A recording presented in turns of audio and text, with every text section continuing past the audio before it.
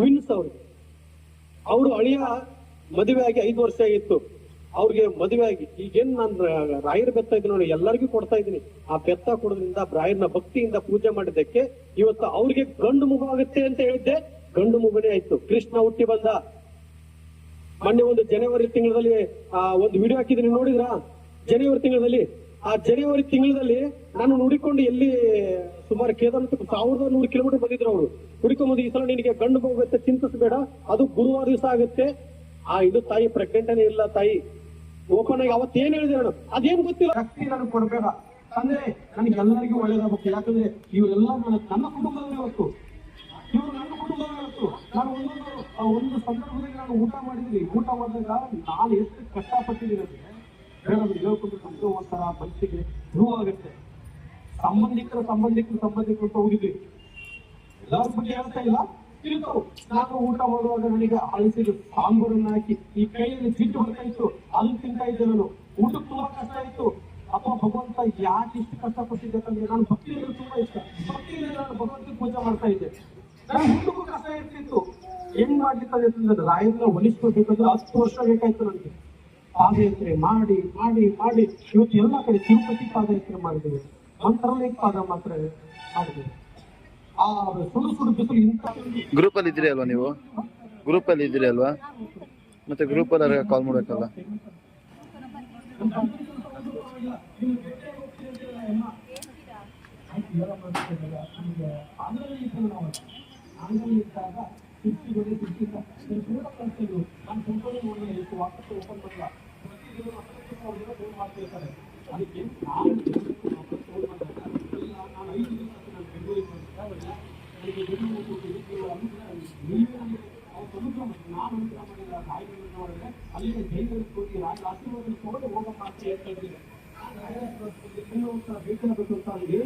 ಭೇಟಿಯಾಗಿ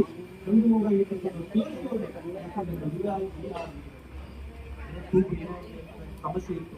ಅದು ರಾಯರನ್ನ ನಂಬಿದ್ದಕ್ಕೆ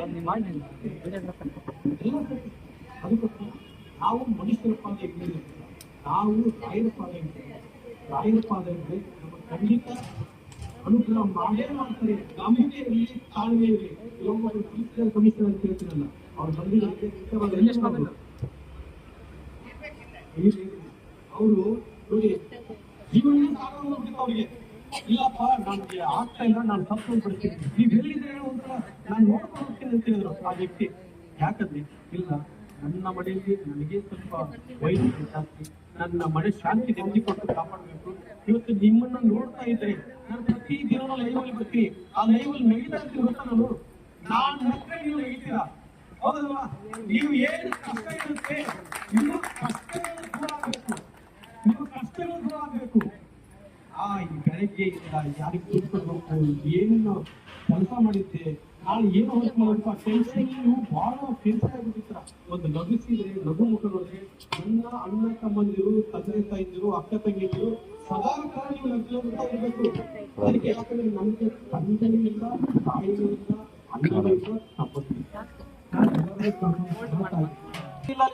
ನಾನು ರಾಯರ ಮೃತ್ತಿಕ ಪ್ರಸಾದ ಕೊಟ್ಟೆ, ಮಂತ್ರಾಕ್ಷತೆಯನ್ನು ಕೊಟ್ಟೆ, ಇದು ಕುಡಿಸು ಅಂತ ಕೊಟ್ಟೆ. ಅದು ಕುಡಿಸಿದ ಮೇಲೆ ಆ ತಾಯಿ ಡಾಕ್ಟರ್ ಏನ್ ಹೇಳಿದ್ರು, ಆ ಕಣ್ಣು ತೆಗಿಬೇಕಂತ ಹೇಳಿದ್ರು. ಇವತ್ತು ಆಪರೇಷನ್ ಮಾಡಿದ್ದೇ ಗೊತ್ತಾಗಿಲ್ಲ. ಅಂದ್ರೆ ಅಷ್ಟು ಈಸಿಯಾಗಿ ಆಪರೇಷನ್ ಆಯ್ತು. ಅದೇ ಕಣ್ಣೇ ಇದೆ, ಇಲ್ಲಿ ಕಟ್ ಮಾಡಿ ಆಪರೇಷನ್ ಮಾಡಿ ಅದನ್ನು ಬ್ರೈನ್ ಟ್ಯೂಮರ್ ಅಂತ ಕ್ಲಿಯರ್ ಮಾಡಿ ಇವತ್ತು ಆ ತಾಯಿ ಕಣ್ಣು ಅವರ ಆಪರೇಷನ್ ಆಗಿದ್ದೇ ಗೊತ್ತಾಗಿಲ್ಲ. ಇವಾಗ ಅದ್ಭುತವಾಗಿ ಮದುವೆ ಕೂಡ ಆಗುತ್ತೆ ಅಂತ ಹೇಳಿದ್ರಿ, ಮದುವೆ ಕೂಡ ಆಗುತ್ತೆ. ಇಷ್ಟು ರಾಯರನ್ನು ನಂಬಿದ್ದಕ್ಕೆ ಎಲ್ಲಾ ಪವರ್ ಆಗುತ್ತೆ. ಒಂದು ಈ ಬದಾಮಿಯಲ್ಲಿ ನಾನು ವಿಡಿಯೋ ಹಾಕಿದ್ರೆ ಆ ವಿಡಿಯೋ ನೋಡಿರ್ಬೋದು ನೀವು. ಲಾರಿ ಟ್ರಕ್ ನೋಡ್ಕೊಂಡು ಹೋಗಿತ್ತು ಅವರು. ನಾನು ಗೋಮಾತೆ ಕರ್ಕೊಂಡು ಮಂತ್ರಾಲಯಕ್ಕೆ ಬರ್ಬೇಕಾದ್ರೆ ಆ ಯಪ್ಪ ನನಗೆ ಸಿಕ್ಕಿದ್ದ. ಬುಧವಾರ ದಿವಸ ಒಂದು ದಿವಸ ಇರಪ್ಪ ನೀನು ಅಂತ ಹೇಳಿದ್ರು. ಒಂದು ದಿವಸ ಇರು, ಇಲ್ಲೇನಾ ಸಂತೋಷ ಮಾರಕ್ ಬನ್ನಿ. ಇವ್ರ ಮನೆಗೆ ಹೋಗ್ಬೇಕು ಅಂತಂದ್ರೆ ನಾನು ಎಷ್ಟು ಕಾಯ್ತಾ ಇದ್ದೆ.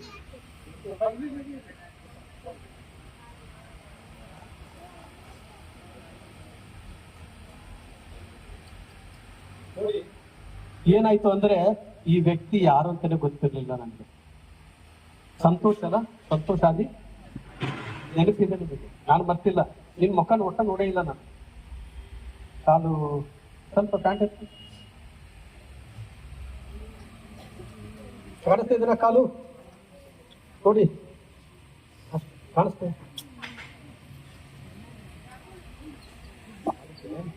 ನೋಡಿ ಆ ಕಾಲು. ನೀನ್ ಇಲ್ಲೇ ಕೂತ್ಕೊ, ಅಲ್ಲಿ ಕೂತ್ಕೊ ನೋಡಿ. ಆ ವ್ಯಕ್ತಿ ನೋಡಿದ್ರೆ ನಮ್ಗೆ ಬೇಜಾರಾಗುತ್ತೆ. ನೀನ್ ಮನೆಗೆ ಬರ್ತೀನಿ ಅಂತ ಹೇಳಿ ಮನೆಗೆ ಹೋಗಕ್ಕಾಗಿಲ್ಲ. ಬಾಗಲಕೋಟೆಗೆ ಹೋಗಿದ್ದೀನಿ, ಅವ್ರು ಇಲ್ಲೇ ಬಾದಾಮಿಯಲ್ಲಿರೋದು. ಆ ವ್ಯಕ್ತಿ ನಾನು ಗೋಮಾತೆ ಕರ್ಕೊಂಡು ಹೋಗುವಾಗ ಒಂದು ದಿವಸ ಇದ್ದಿದ್ರೆ ಈ ಆಕ್ಸಿಡೆಂಟ್ ಆಗ್ತಿರ್ಲಿಲ್ಲ. ಒಂದೇ ದಿವಸ. ಅವತ್ತು ಇರೋಪ್ಪ ನಾನು ಬರ್ತಾ ಇದ್ದೀನಿ ಅಂತ ಹೇಳಿದೆ. ಇಲ್ಲ, ನಾನು ಪೂಜೆ ಇದೆ ಅಂತ ಹೇಳಿ ಓದೋ ಏನು ಗೊತ್ತಿಲ್ಲ. ಬೈಕ್ ತಗೊಂಡು ಹೋಗ್ತಾ ಇದ್ರು, ಲಾರಿ ಟ್ರಕ್ ಆಕ್ಸಿಡೆಂಟ್ ಆಗಿ ಕಾಲು ತುಂಬಾ ವಿಭಿನ್ನ. ಅದನ್ನ ನೋಡಿದ್ರೆ ನನಗೆ ಫೋಟೋ ಕಳಿಸಿದ್ರು ಅವರ ಅಕ್ಕ. ಪಾಪ ತಂದೆ ತಾಯಿ ಇಲ್ಲ, ಅವರು ಅಕ್ಕ ಇರೋದು. ಅಕ್ಕನ ಮನೆಯಲ್ಲಿ ಡಾಕ್ಟರ್ ಹೇಳಿದ್ರು, ಇಲ್ಲ ಕಾಲ್ ಕಟ್ ಮಾಡ್ಲೇಬೇಕು ಅಂತ ಹೇಳಿದ್ರು. ಕಾಲ್ ತೆಗಿಬೇಕು ಇವ್ರದ್ದು. ಇಲ್ಲ, ನೀನು 1 ಕೋಟಿ ಕೊಡ್ತೀನಿ ಅಂದ್ರು ಕಾಲ್ ಜಾಯಿಂಟ್ ಮಾಡಕ್ ಆಗಲ್ಲ ಅಂತ ಹೇಳಿದ್ರು. 1 ಕೋಟಿ ಕೊಡ್ತೀನಿ ಅಂದ್ರು ಕಾಲ್ ಜಾಯಿಂಟ್ ಮಾಡಕ್ ಆಗಲ್ಲ ಅಂತ ಹೇಳಿದ್ರು. ನಾನು ಹೇಳಿದೆ ಅವ್ರಿಗೆ, ನೀನ್ ಅದೇ ಕಾಲಿಂದನೇ ನಡ್ಕೊಂಡು ಬಂದು ನೀನ್ ಆಶೀರ್ವಾದ ತಗೊಂತೆ. ಇದು ಓಪನ್ ಚಾಲೆಂಜ್ ಅಂತ ಹೇಳಿದೆ. ಓಪನ್ ಚಾಲೆಂಜ್ ಇದೆ. ನೀನ್ ನಡ್ಕೊಂಡು ಬಂದು ಇವತ್ತು ಆಶೀರ್ವಾದ ತಗೊಂಡ. ಇವತ್ತು ಭೇಟಿಯಾಗಿದ್ದೀನಿ. ಅವ್ನು ಇದುವರೆಗೆ ನೋಡೇ ಇಲ್ಲ ವ್ಯಕ್ತಿನ. ನಾನು ಬರೀ ಫೋನಲ್ಲಿ ಮಾತ್ರ ನೋಡಿರೋದು. ನನಗೆ ಟೈಮ್ ಇರ್ಲಿಲ್ಲ. ಇಲ್ಲಿ ಬಂದ್ರೆ ಅಲ್ಲಿ ಹೋಗ್ತಾ ಇದ್ದೆ, ಅಲ್ಲಿ ಬಂದ್ರೆ ಇಲ್ಲಿ ಹೋಗ್ತಾ ಇದ್ದೆ.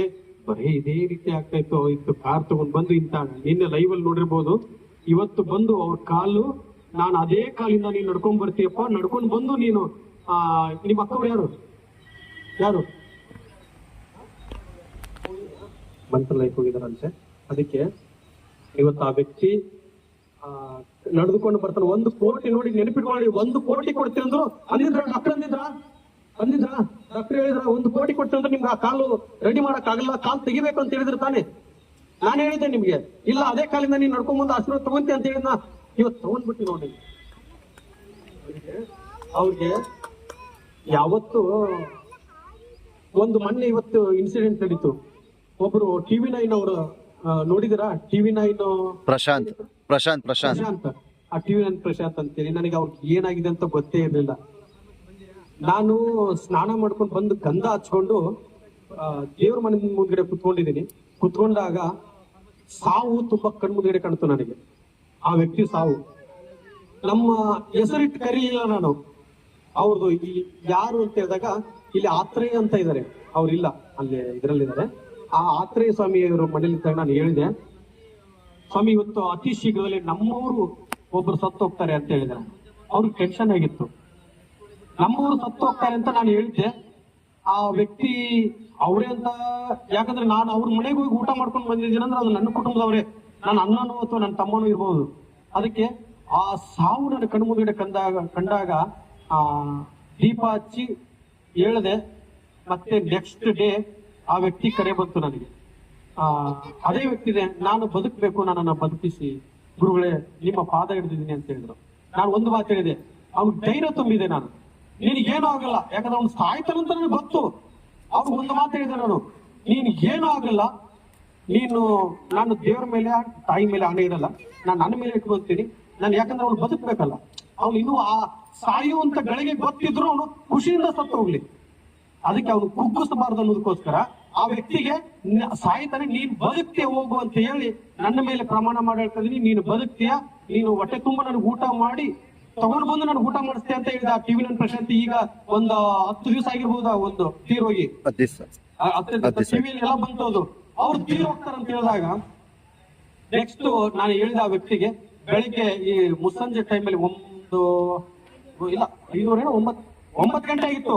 9 ಗಂಟೆಗೆ ನಾನು ಇಲ್ಲಿ ಲಕ್ಷ್ಮೀ ತಾಯಿಗೆ ಹೇಳಿದೆ, ಅಮ್ಮ ಆ TV9 ಅವ್ರಿಗೆ ಪ್ರಶಾಂತ್ ಅವ್ರಿಗೆ ಫೋನ್ ಮಾಡುವಂತೆ. ಫೋನ್ ಮಾಡಿ, ಯಾಕಂದ್ರೆ ಅವ್ನು ಬೆಳಿಗ್ಗೆ ಇರಲ್ಲ, ಅವ್ನು ಸತ್ತೋಗ್ತಾನೆ ಬೆಳಿಗ್ಗೆ. ನಾನ್ ಸಲ ಫೋನ್ ಮಾಡಿದ್ರು ಎತ್ತಲಿಲ್ಲ. ಫೋನ್ ಮಾಡಿದ್ರೆ ಎತ್ತೇ ಇಲ್ಲ. ಕೊನೆಯದಾಗಿ ಬೆಳಿಗ್ಗೆ ಇನ್ನು ಏನ್ ಮಾಡ್ಲಿ, ಅವ್ನು ನಾಳೆ ಇರಲ್ಲ ಅಂತ ಹೇಳಿದ್ರೆ ಜನಗಳು ಬರ್ತಾ ಇದ್ರು. ಆ ಜನಗಳ ಗುಂಪಲ್ಲಿ ನಾನ್ ಮರ್ತೋಗ್ಬಿಟ್ಟೆ, ನನ್ನ ಮೈಯನ್ನ ನಾನು ಮರ್ತೋಗ್ಬಿಟ್ಟೆ. ಅವ್ನು ಬದುಕಿಸಕ್ಕಾಗಲ್ಲ, ಅವ್ನು ಸಾವು ಹತ್ರ ಇತ್ತು. ಬೆಳಿಗ್ಗೆ ಇದೇ ವ್ಯಕ್ತಿನೇ ಕಾರ್ತಿಕ್ ಅವ್ರು ನನ್ಗೆ ಫೋನ್ ಮಾಡಿದ್ರು, ಗುರುಗಳೇ ಪ್ರಶಾಂತ್ ಅವರು ತೀರೋದ್ರು ಅಂತಂದ್ರು. ನನಗ್ ಗೊತ್ತಿತ್ತು ಬಿಡಪ್ಪ ಮುಂಚೆ ಅಂತ ಹೇಳಿದ ಆ ವ್ಯಕ್ತಿಗೆ. ಇದು ಹೆಂಗ್ ನುಡಿದಂತ ಮತ್ತು ಸತ್ಯವನ್ನು ಮಾಡ್ತಾರೋ ಗೊತ್ತಿಲ್ಲ. ಅದಕ್ಕೆ ಇನ್ನೊಂದು ಇನ್ಸಿಡೆಂಟ್ ನಡೆದಿರೋದು. ಇವಾಗೇನು ಅತ್ತರ್ಗ ಬಾಬು ಅಂತ ಹೇಳಿದ್ರು ಅವರು. ಹೇಳಿದ್ದ ನಿಮ್ಗೆ ಆ ವ್ಯಕ್ತಿಗೆ ಏನ್ ಹೇಳಿದ್ದೆ, 5 ದಿವಸ ಒಂದೇ ವಾರದಲ್ಲಿ ಇವ್ರ ಮನೇಲಿ ತೀರೋಗ್ತಾರೆ ಅಂತ ಹೇಳಿದ್ದೆ ನಾನು. ಅದನ್ನು ಕೂಡ ಹೇಳಿದ್ದೆ ನಾನು ಅವ್ರಿಗೆ. ಆ ವ್ಯಕ್ತಿಗೆ ಹೇಳಿದ್ನ 5 ದಿವಸ ಮುಗಿತು, 6ನೇ ದಿನ ಸತ್ತೋದ್ರ. ಯಾಕಂದ್ರೆ ಅದು ಹೆಂಗ ನನಗ ಸೂಚನೆಗಳು ಕೊಡ್ತಾರಂತ ಗೊತ್ತಿಲ್ಲ. ನೀವು ಮನುಷ್ಯರ ಪಾದ ಹಿಡಿಬೇಡಿ, ರಾಯರ ಪಾದ ಹಿಡಿದ್ಬಿಡಿ. ರಾಯರು ನಿಮ್ಮನ್ನ, ಮಕ್ಕಳೇ ನಾನು ಹಣ ಆಸ್ತಿ ಅಂತಸ್ತು ಕೊಟ್ಟಿದ್ದು ನಾನೇ ನಿಮಗೆ, ನನಗೆ ಒಂದೇ ಒಂದು ಕೊಡಿ, ಭಕ್ತಿ ಮಾತ್ರ ಕೊಡಿ, ಭಕ್ತಿಯಿಂದ ಪೂಜೆ ಮಾಡ್ರಿ, ನೀವು ಕೇಳಿದ್ದೆಲ್ಲ ನಾನು ಕೊಡ್ತೀನಿ, ನೀವು ಕೇಳಿದ್ದೆಲ್ಲ ನಾನು ಕೊಡ್ತೀನಿ ಅಂತ ಹೇಳಿದಾರ ಅವರು. ಮನುಷ್ಯರ ಪಾದ ಹಿಡಿದ್ರಿಂದ ನಮ್ಗೇನು ವ್ಯರ್ಥ ಇಲ್ಲ. ಸಹಾಯ ಮಾಡ್ತೀರಾ, ಸಹಾಯ ಮಾಡಿ. 5,000 10,000 ಮಾಡಿ, 50,000 ಮಾಡಿ, ಲಕ್ಷ ಮಾಡಿ. ಬೆಂಗಳೂರಲ್ಲಿ HSR ಲೇಔಟ್ ಅಲ್ಲಿ ಒಂದು ತಾಯಿ 85 ಲಕ್ಷ ಮನೆ ಸೇಲ್ ಮಾಡಿ 85 ಲಕ್ಷ ದುಡ್ಡು ಕೊಟ್ಟಿದ್ದಾಳೆ. ಆ ತಾಯಿ ಸುಮಾರು ವರ್ಷದಿಂದ ಫ್ರೆಂಡ್ ಅಂತ ಆ ತಾಯಿ ಕೊಟ್ಟು ಬಂದಿದ್ದೀರ ನಮ್ಮ ಆಯಮ್ಮ ಬಂದಿದ್ದೀರಾ? ಬಂದಿಲ್ವಾ? ಬರ್ತೀನಿ ಅಂತ ಹೇಳಿದ್ರು. ಆ ಅಮ್ಮ ಏನ್ ಹೇಳಿದ್ರು, 4 ವರ್ಷ ಆಗಿತ್ತು ದುಡ್ಡು ಕೊಟ್ಟು 85 ಲಕ್ಷ ದುಡ್ಡು ಮನೆ ಸೇಲ್ ಮಾಡಿ ಪಕ್ಕದಲ್ಲಿ ಇರ್ತಕ್ಕಂಥವ್ರು 20 ವರ್ಷದಿಂದ ಫ್ರೆಂಡು, ಅವ್ರಿಗೆ ದುಡ್ಡು ಕೊಟ್ಟು ಇಂಟ್ರೆಸ್ಟ್ ಅನ್ನು ಕೊಡ್ತೀನಿ ಅಂತ ಹೇಳಿದ್ದಾರೆ. ದುಡ್ಡು ಕೊಟ್ಟು 85 ಲಕ್ಷ 1 ತಿಂಗಳ ಬಡ್ಡಿ ಕಟ್ಟಿದ್ರು, 2 ತಿಂಗಳು ಕಟ್ಟಿದ್ರು, 3ನೇ ತಿಂಗಳಿಗೆ ನೀನ್ ದುಡ್ಡೇ ಕೊಟ್ಟಿಲ್ಲ ಅಂದ್ಬಿಟ್ರು ಅವರು. 3ನೇ ತಿಂಗಳಿಗೆ 85 ಲಕ್ಷ, 10,000 ಅಲ್ಲ 20,000 ಅಲ್ಲ, 85 ಲಕ್ಷ. ಹೊಟ್ಟೆ ಉಳಿದು ಸ್ವಾಮಿ. ಹೌದಲ್ಲ, ಇವತ್ತು 1,000 ರೂಪಾಯಿ ದುಡ್ಕೊಂಡ್ ಬರ್ಬೇಕಂದ್ರೆ ಎಷ್ಟು ಕಷ್ಟ ಇದೆ. 100 ರೂಪಾಯಿ ಯಾರಾದ್ರೂ ಕೇಳಿದ್ರೆ ಕೊಡ್ತಾರೇನು? 85 ಲಕ್ಷ ದುಡ್ಡು ಹೋಯ್ತು. ನೀನ್ ದುಡ್ಡೇ ಕೊಟ್ಟಿಲ್ಲ ಅಂತ ಹೇಳಿದ್ರು. ನೀನ್ ದುಡ್ಡೇ ಕೊಟ್ಟಿಲ್ಲ ಅನ್ನಂತಂದಾಗ ಯಜಮಾನ್ರಿಗೆ ಲಕ್ವ ಹೊಡಿತು, ಶಾಕ್ ಆಗ್ಬಿಡ್ತು. ಇತ್ತಾಗ ಮನಃಶಾಂತಿನೂ ಹೋಯ್ತು, ಗಂಡಂದು ಲಕ್ವ ಹೊಡೆದು ಏನೂ ಇರ್ಲಿಲ್ಲ, ಸ್ವಾಧೀನ ಇರ್ಲಿಲ್ಲ. ಆಮೇಲೆ ಕೊನೆಯದಾಗಿ ಆ ಅಮ್ಮ ನನ್ನ ವಿಡಿಯೋ ನೋಡ್ತಾ ಇದ್ರಂತೆ ಯೂಟ್ಯೂಬ್ ಅಲ್ಲಿ. ನೋಡುವಾಗ ನನ್ನ ಲೈನ್ ನಿಮಗೆ ಸಿಗಬೇಕು ಅಂದ್ರೆ ನಿಮ್ಮ ಕರ್ಮ ಕಳೆದೋದ್ರೆ ನನ್ನ ಲೈನ್ ಸಿಗುತ್ತೆ ಅಂತ ಹೇಳ್ತಾ ಇರ್ತೀನಿ. ಕೇಳ್ತೀರಲ್ವಾ? ಅದಕ್ಕೆ ನಾನು ಹೇಳಿದಾಗ ಆ ತಾಯಿಗೆ ಏನಿದು ಚಾಲೆಂಜ್ ಮಾಡಿದ್ದು, ನನಗೆ ಸಿಗುತ್ತೆ, ನಾನು ಹುಡುಕ್ತೀನಿ, ಏನ್ ಕರ್ಮ ಕಳೆದೋದ್ರೆ ಮಾತ್ರ ಸಿಗುತ್ತೆ ಅಂತಂದು ಒಬ್ಬ ಆ ಅಮ್ಮನು ಚಾಲೆಂಜ್ ಮಾಡಿದ್ದು. 1 ದಿವಸ ಹೋಯ್ತು, 1 ವಾರ ಹೋಯ್ತು, 1 ತಿಂಗಳ ಹೋಯ್ತು, 6 ತಿಂಗಳಾದ್ರೂ ನನ್ನ ಫೋನ್ ಲೈನ್ ಸಿಗ್ಲೇ ಇಲ್ಲ. 6ನೇ ತಿಂಗಳಾದ್ಮೇಲೆ ನನ್ನ ಲೈನ್ ಸಿಗ್ತಾ ಅಮ್ಮನಿಗೆ.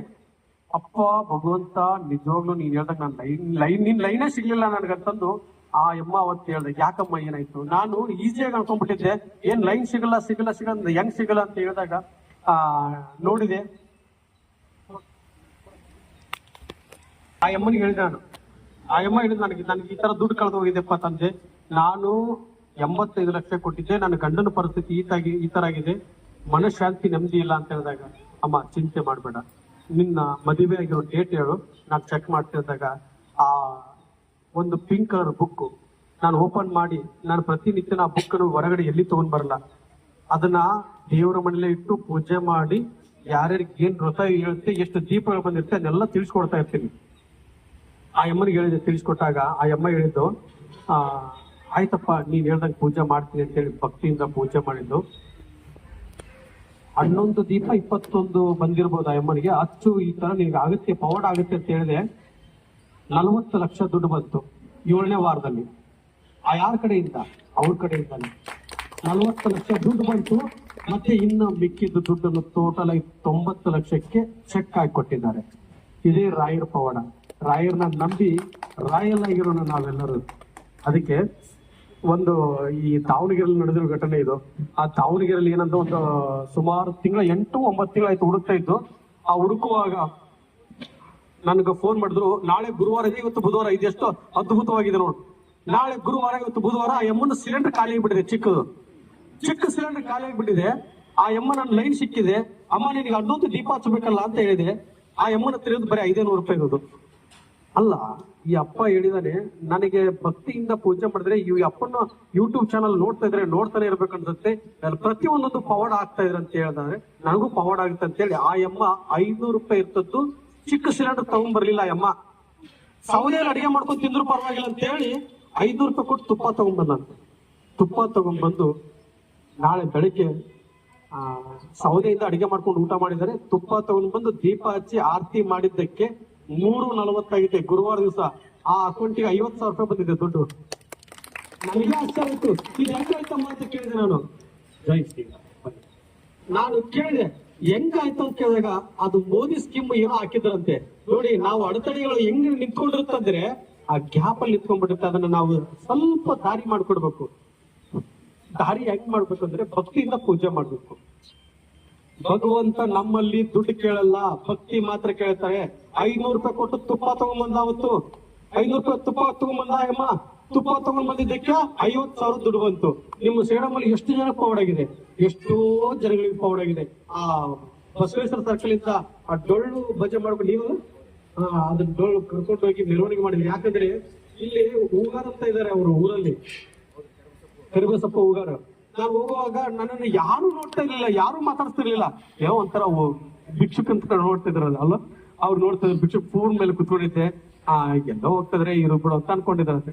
ಅದಾದ್ಮೇಲೆ ಜನಗಳು ನನಗೆ ಪವಾಡ ಆಯ್ತು ಅಂತಂದು ರಾತ್ರಿ ಎಲ್ಲರೂ ಫೋನ್ ಮಾಡೋರು. ಅದು ನೋಡ್ಕೊಂಡು ನನಗೂ ಒಂದು ಪವಾಡ ಆಗಿದೆ ಅಂತ ಹೇಳಿದಾಗ ಇವ್ರು ಬಂದ್ರು, ಇವ್ರ ಪಕ್ಕದಲ್ಲಿ ಬಂದ್ರು.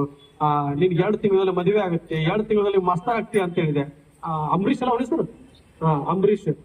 ಆ ವ್ಯಕ್ತಿಗೆ 2 ತಿಂಗಳ ಟೈಮ್ ಕೊಟ್ಟೆ. 2 ತಿಂಗಳಲ್ಲಿ ಮದುವೆನಾಯ್ತು.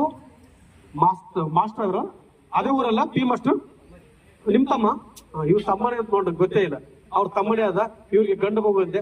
ಅದಕ್ಕೆ ಹೇಳ್ತಾ ಇದ್ದೀನಿ, ನಾನು ಹೇಳ್ತಾ ಇರೋದು ಒಂದೇ, ಭಕ್ತಿಯಿಂದ ನೀವು ಪೂಜೆ ಮಾಡಿ. ಅರ್ಥ ಆಯ್ತಲ್ವಾ? ರಾಯರನ್ನ ಭಕ್ತಿಯಿಂದ ಪೂಜೆ ಮಾಡ್ತೀರಾ? ಪೂಜೆ ಮಾಡ್ರಿ. ಬೆಳಗ್ಗೆ ಎದ್ದು 8 ಗುರುವಾರದವರೆಗೂ 9 ತುಪ್ಪದ ದೀಪ ಹಚ್ಚಿ, ಆಮೇಲೆ